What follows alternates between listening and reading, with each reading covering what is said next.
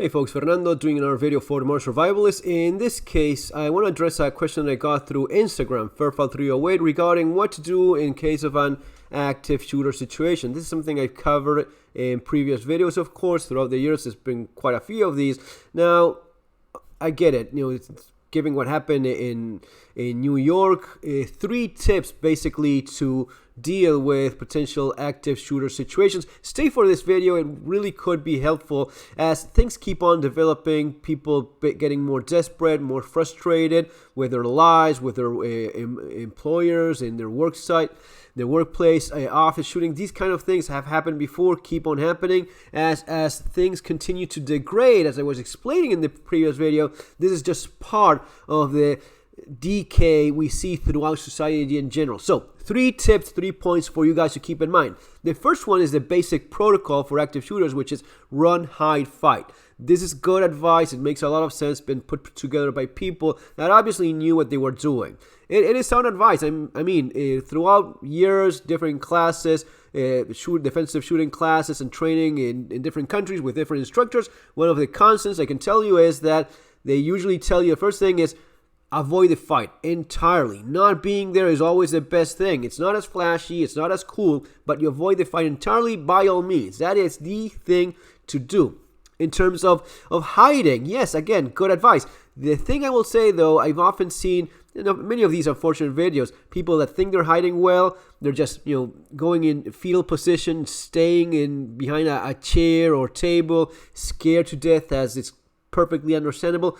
But in many of these videos, you see a shooter just going at it, just approaching them and shooting there where they sit, where they stand. Be aware of hiding in proper places that can give you a specific advantage. And finally, yes, in terms of fighting, by all means, when there's no option left, you probably are much better off trying to fight rather than just giving up and letting yourself be killed without even putting up a fight. Again, the more training you have, the more tools you have, the more know-how, that's going to be giving you much more of an advantage. But again, in this point, and I have the video here from the LA County Sheriff. It's called Surviving an Active Shooter. It's a good video, watch it. But one of the things that people from the LA County Sheriff are not going to be telling you is to, get yourself a firearm, get yourself training, which is actually one of the things that you probably want to do, especially in cases where you have the option of using that. That is for number 1. Number 2, and this is going to my specific advice, is know the location where you are, all right? These things usually happen in places that you probably know kind of well. Your school, your university, your office, place where you work, places you visit often, like a mall or a supermarket, like in the case of the Buffalo incident. These are places you know well. These are places you can probably have a mental picture of, okay, I have exits here. This could be a good place to run if I have to make an exit. It may well be because of a fire. It may well be because of a shooter, a robbery, an attack. Whatever incident is causing you to get yourself out of there, if you have a mental plan already, that's going to be a lot more useful. Number 3 is having tools just in case you end up needing them. And this is going a little bit back on the aspect of fighting that we addressed in the first one, run, hide, fight. Now, again, law enforcement is not going to be telling you to get yourself a gun and learn how to shoot. I'm not them, so I'll tell you, if you have the option, having a carry gun and having the training, the knowledge, that may well be one of the best tools in an active shooter situation where you have no option but to fight.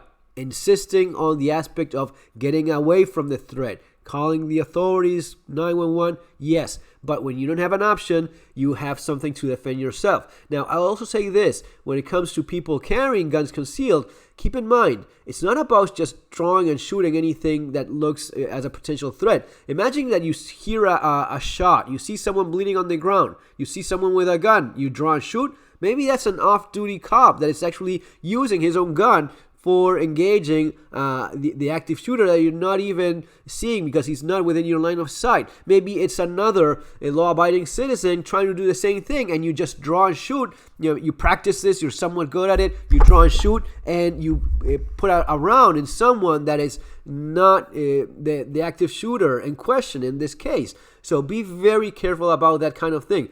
Also, remember, many of these things happen in many of these incidents happen in places where even if you can have a gun, you cannot have it specifically there. Talking about universities, workplaces, there's a good chance the gun is going to be staying home, and that's where having some other tools may be quite useful. Your everyday multi-tool, my beloved Lehrman charge, this is a great tool for smashing windows, opening an exit.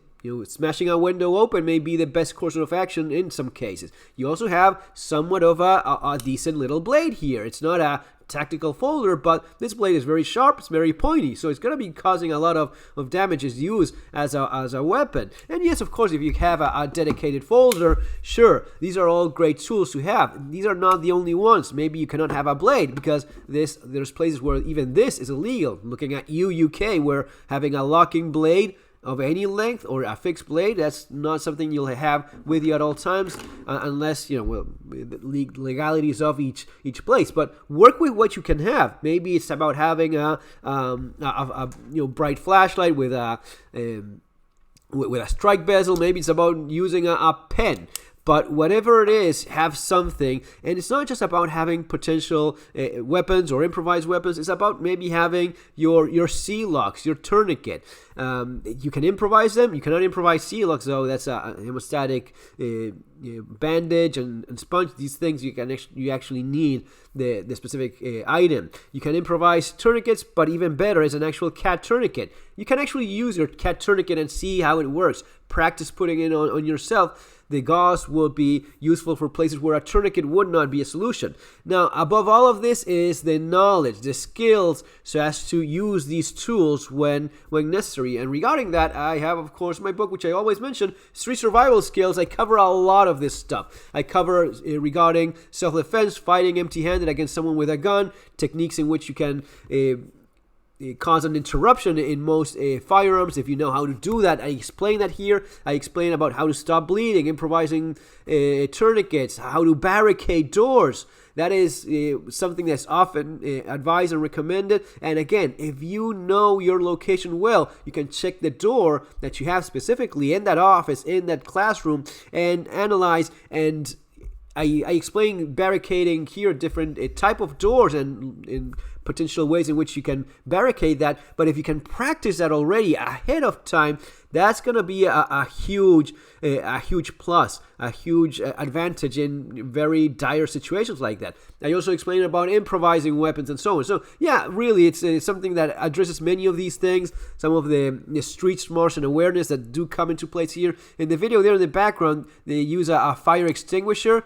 Yeah, it well may be the case. It's the powder, it's not toxic, it's not pepper spray, but it can be quite distracting. And of course, smashing over the head with a fire extinguisher, that can be very useful. Final tip of a piece of advice, look at the video, hands. This is crucial. This is something you always want to keep in mind.